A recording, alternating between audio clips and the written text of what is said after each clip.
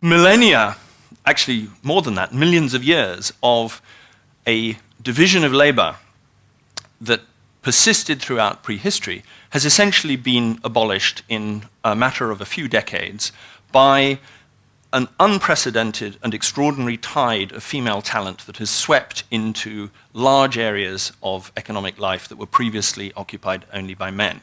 What has happened since World War II has been spectacular. Women's participation in the labor force has risen from just under 30% to just under 60%.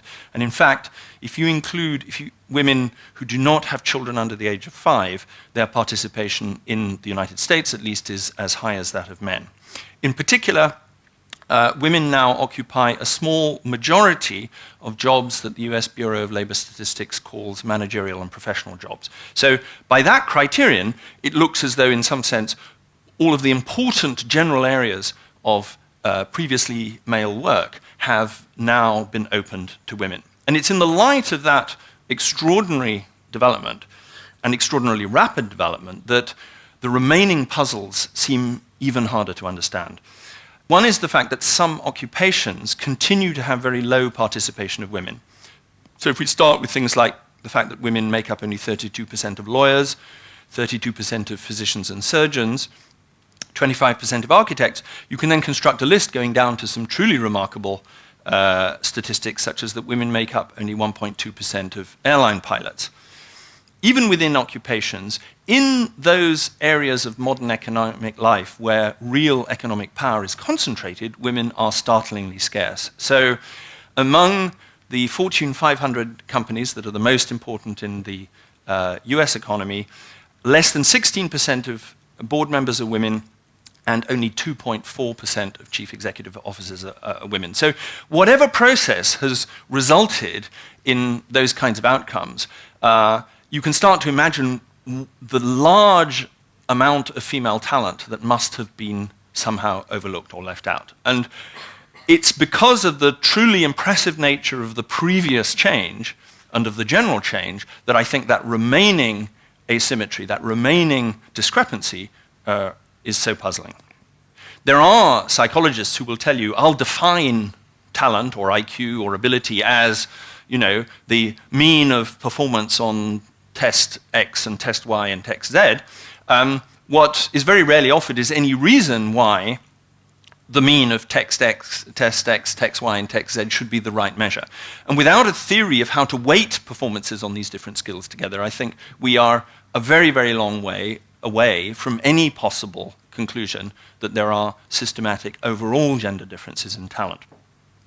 Now, if it's not talent, is it preferences? There are really 3 dimensions on which there are systematic differences in women's preferences from those of men, partly for competitiveness and risk-taking, partly in terms of preferences for negotiating style, and then there are fairly clearly documented differences in preferences for flexibility in working lives, with women being systematically more likely to prefer flexible hours, to take breaks early in their careers, and so on. Now, before you think that these differences in preferences are the answer, the puzzle is why the price paid for those differences in preferences is so high. In particular, it's not surprising, you might think, that a woman who maybe takes 5 years out of her career to raise children might be less able to earn as much as her peers when she returns to work, say in her mid-30s.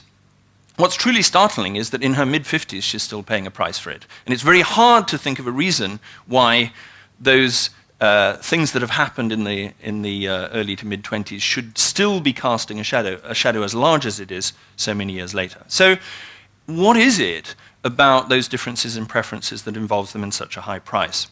And the missing element I want to suggest is those coalitions and networks that I signaled the importance to you of earlier. Women's networks seem to be more stable, more loyal, more based on trust, more based on dependability. And you can see reasons why in prehistory that was important. If your coalitions were the thing on which your child's life depended, then you would be very, very careful about spending your time with people whom you couldn't trust, with whom your links were purely superficial. No, so stable, loyal coalitions sound like a good thing, and they were very important in prehistory. But in the vast impersonal world of the modern corporation, they don't do enough to get you noticed. And the corporate world is full of many talented women who, in some sense, are flying beneath the radar of the still largely male recruiters to the top positions. Now, whether that's because of the way the women fly or whether it's because of the way the radar is calibrated is a whole new discussion again. And I think the evidence suggests that it's a bit of both.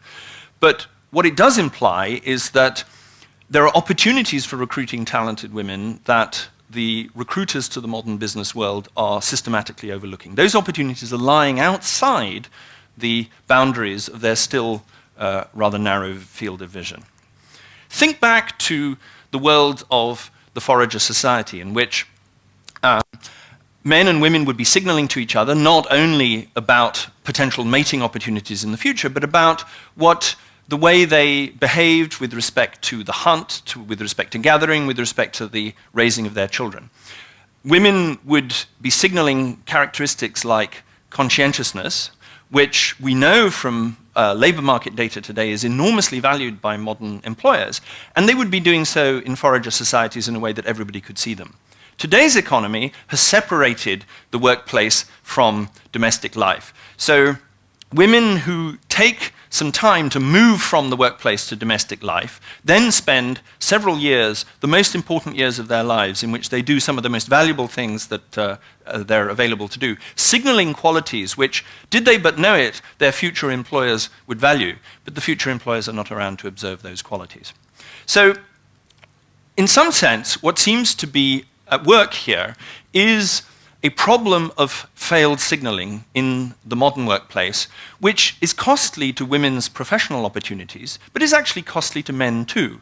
If you think about the kind of signaling that men undertake when they work long hours in the office to convince a potential employer or an actual employer how committed they are to the employer's interests and needs, then you must think to yourself that in the world made possible by modern teleworking, it should be possible to signal that degree of commitment in an easier way. So men who spend excessively long hours in the office to signal their commitment are just like those peacocks. They're using a wasteful mechanism, which is still adaptive for the individual, but if a better way could be found to signal those same qualities, it would be better for all concerned. This is Big Ideas from the ABC.